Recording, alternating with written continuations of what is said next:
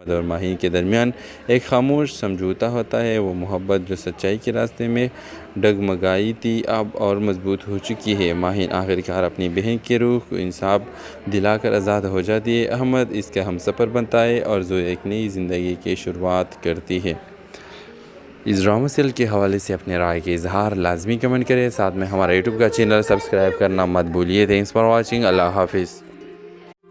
Hello viewers, اس drama serial میں آپ دیکھیں گے رات کی تاریکی میں ایک پرانی حویلی کے دروازے پہ ایک چیخ گونجتی ہے اور پھر سب کچھ خاموش ہو جاتا ہے۔ یہ چیخ تھی پائیزہ کی جو اسی رات اچانک غائب ہو گئی۔ اسی واقعے کے 15 سال گزر چکے ہیں مگر اس کی گونج آج بھی ماہین کے دل میں موجود ہے۔ ماہین ایک سمجھدار، خاموش اور خوددار لڑکی ہے جو اپنی زندگی کے تمام مشکلات کے باوجود وقار سے جینا سیکھ چکی ہے۔ اس کے والد بابا جان کبھی ایک بڑے ذمہ دار کے منشی تھے مگر اب بیمار اور خاموش طبیعت کے مالک ہیں۔ ماں وفات پا چکی ہے اور چھوٹی بہن زویا اسکول میں پڑھتی ہے۔ پائیزہ کی گمشدگی کے بعد گھر کا سکون بکھر گیا۔ کسی نے کچھ نہیں کہا، نہ پولیس نے کچھ کہا، نہ ہی کسی نے سوال اٹھایا۔ سب نے مان لیا کہ وہ بھاگ گئی مگر ماہین جانتی تھی کہ اس کی بہن ایسی نہیں تھی۔